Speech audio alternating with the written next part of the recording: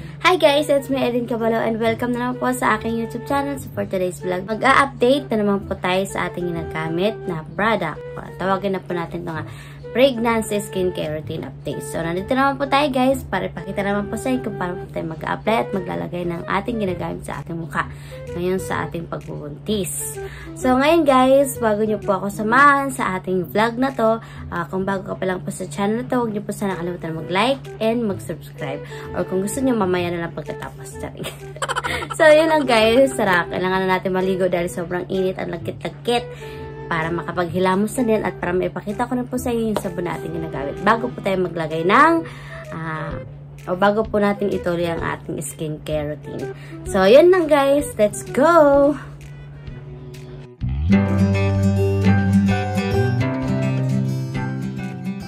Hi guys, so nandito na po tayo sa CR. Gamit na po tayo ng ating sabon, ang Bioderm sabon. So ito pong Bioderm na ginagamit natin na kulay pink. Gamitin na po natin ito guys para sa atin.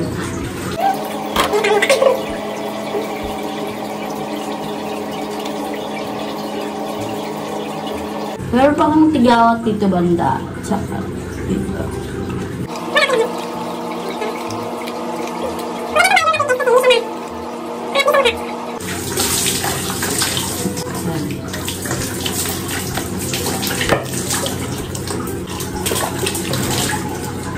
Sa beses na tayo magsabon. Pero siguraduhin po natin naka 1 minute or 2 minutes po tayo para malinis ang ating face. A few moments later. Hi guys! Welcome back sa aking channel, sa aking YouTube channel. Ngayon po, tapos na po tayo maghilamos at maglagay ng sabon o gumamit ng sabon na ating ginagamit yung Bioderm na pink. Ngayon naman po ay maglalagay naman po tayo ng toner. So, yung toner po na ginagamit ko itong Tomato Glass Skin. Ayan. Kunti na lang po yung natitira, hanggang dito na lang po siya. At yung mukha ko naman po ngayon guys, ay ito naman po yung resulta sa paggamit ko nito. Kahit pa paano naman nawawala. May tumutubo pa rin po siyang pimples. Ayan, may tumubo siyang pimples dito. Pero hindi na siya yung pulang-pula yung mukha ko. So ngayon po, bago po tayo matulog, dahil magpapahinga na tayo, syempre, nag-preggy tayo, maglalagay na po ako ng toner na to. So, yung toner po na to guys, ay nabili ko lang po ulit sa Lazada. So, yun. Tara, gamitin na po natin ito. 100 ml po ito. At saka yung ano po ito, yung effect po niya, hindi po siya mahapdi sa mukha. As in, wala lang. Wala kang mararamdaman. Wala rin po siyang cooling effect. Parang tubig lang yung nilalagay mo sa mukha mo. Ganun lang yung effect niya. So, ngayon po, maglagay na po tayo. Let's go.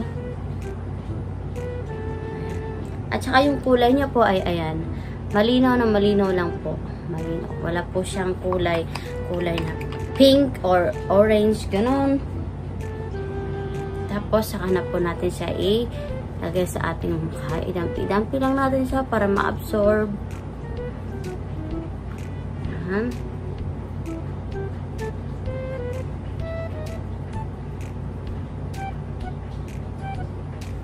Buti naman po at nawawala-wala na yung mga pula sa mukha ko na akala mo sinampal dyan na pulang-pula. Ay, salamat. So, ito po yung ating experience sa pagbubuntis ngayon. Sa ating first time na pagbubuntis. Naging ganito yung mukha natin. Napidampi lang hanggang sa ma-absorb yung toner.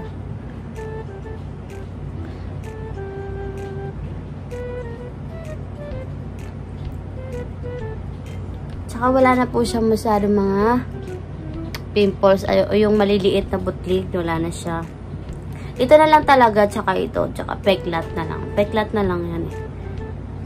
Kaya pag pinagpapawisan ako sa umaga or sa tanghali, kala mo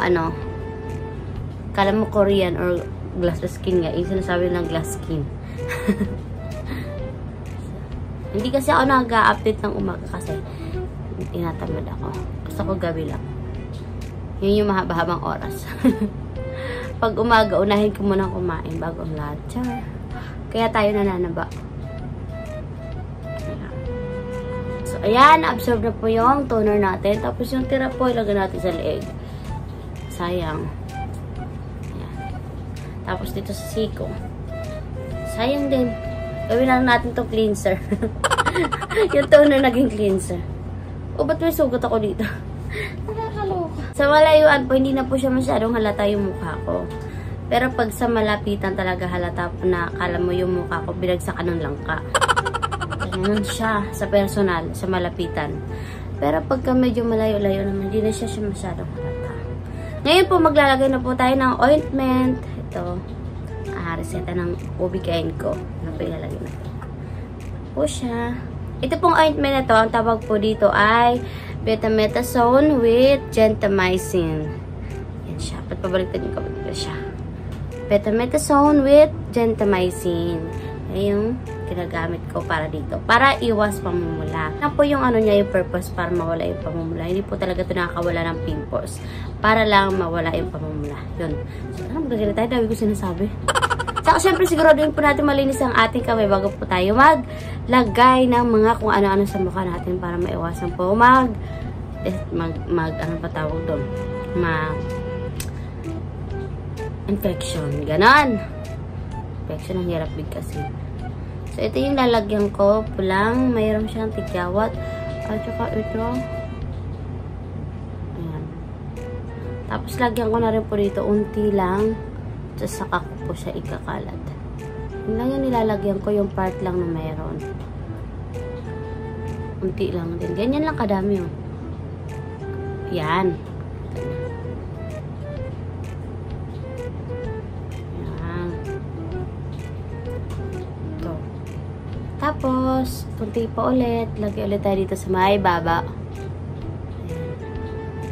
O, diba? Hindi na siya tulad dati nakala mo, daming pula-pula, tapos sobrang lalaki ng nana nung una kong review sa mga, una kong pagbablog nung skincare routine, diba? Wala. Nakita nyo naman po na, marami pa siyang malalaking tigyawat meron dito, tsaka dito. Pero ito mong peklat, nilalagyan ko rin to ng ganyan para mabawasan yung pamumula niya. Tsaka dito. Ito yung mga sinisila niya. Yan, yung mga peklatan niya, nilalagyan ko rin yan.